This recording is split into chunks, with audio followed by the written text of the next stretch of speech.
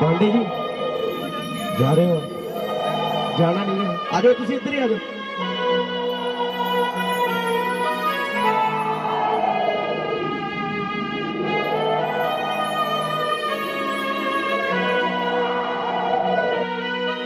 भैया इसको थोड़ा आगे पीछे कर दो, थोड़ा आगे पीछे कर दो ना।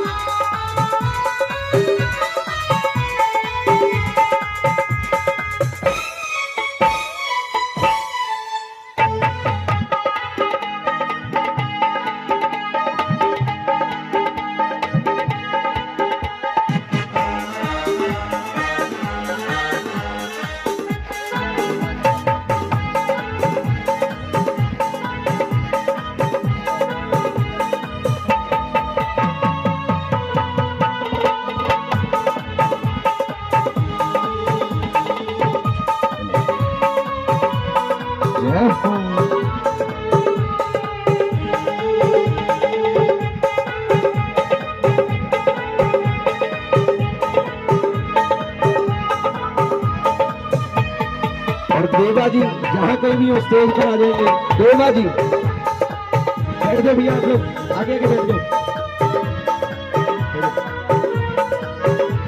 अभी देवा जी 2-3 बार देवा जी आ जाएंगे, जल्दी से जल्दी।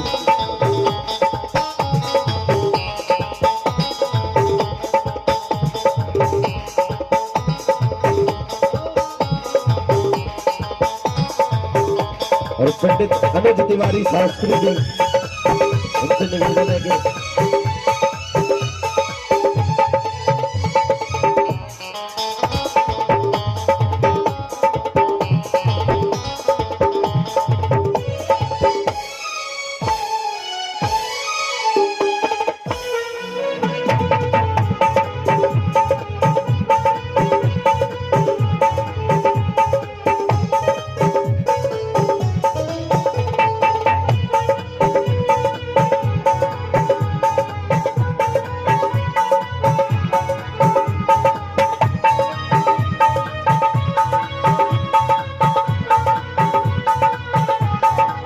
देवा जी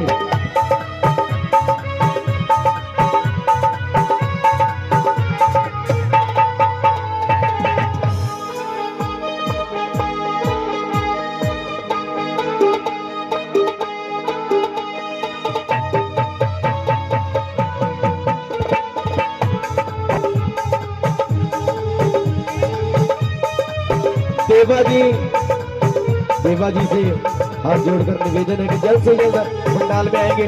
और एक बार निवेदन, जितने भाई पीछे खड़े सभी से निवेदन के आगे आगे पंडाल में बैठेंगे।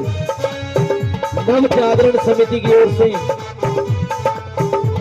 तीसरा विशाल मां भगवती जागरण करवाया जा रहा है। और मैं आप सभी से निवेदन करूंगा, जितने पीछे खड़े सभी से निवेदन के आगे पंडाल में बैठेंगे।